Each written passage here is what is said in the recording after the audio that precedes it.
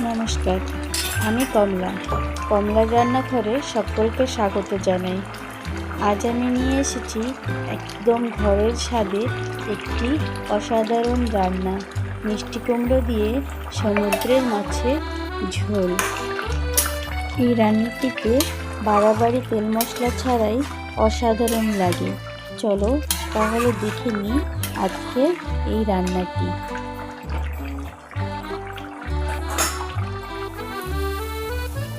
প্রথমে আমি সবজিগুলি কেটে নিয়েছি। এখানে নিয়েছি মিষ্টি কুমড়ো আর আলু। কড়াইটা গরম হয়ে আসলে এখন দিয়ে দেব সরিষার তেল। তেলটা গরম হয়ে গেলে সামান্য পাঁচফোড়ন দিয়ে আমি মাছগুলিকে ভেজে নেব।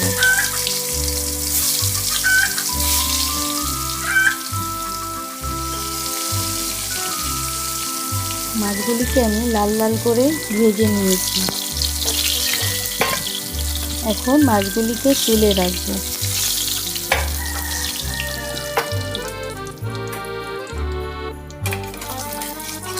মাছগুলি আমার ভাজা হয়ে গেছে। এখন এই তেলেই সামান্য জিরে আমি ভেজে তুলে রাখবো।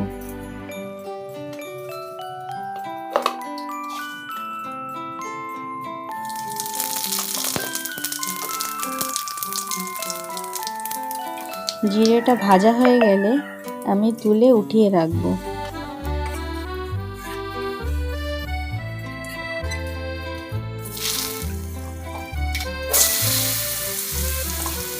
এখন তেলে তেজপাতা ফোড়নে আমি মিষ্টি কুমড়ো আর আলুটা দিয়ে দেব।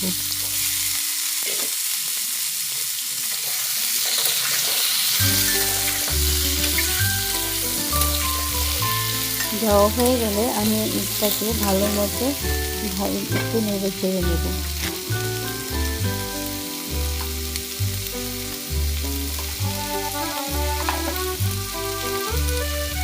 এখন দিয়ে দিচ্ছি লবণ আর সামান্য হলুদ গুঁড়ো দিয়ে আবারও ভালোভাবে নেড়ে চেড়ে ভেজে নেব।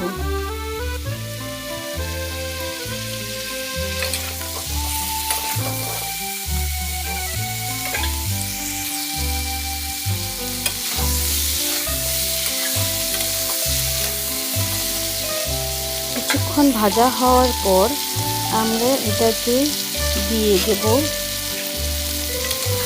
সামান্য ধনে গুঁড়ো। ধনে গুঁড়োটা দিয়ে আবারও আমরা ভালো মতো এটাকে ভেজে নেব।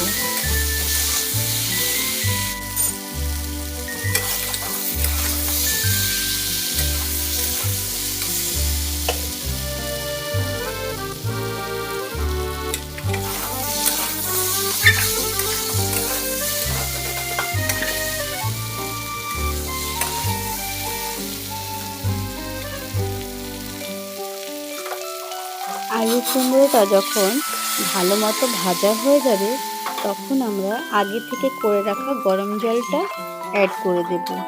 গরম জলটা দেওয়ার পর আমরা একটা ঢাকনা দিয়ে এটাকে ঢেকে কিছুক্ষণ ফুটিয়ে নেব।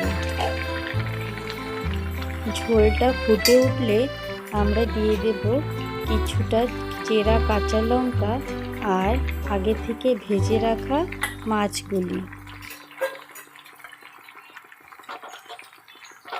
মাছগুলিকে দেওয়ার পর আমরা আবারও ঢেকে কিছুক্ষণ ফুটিয়ে নেব।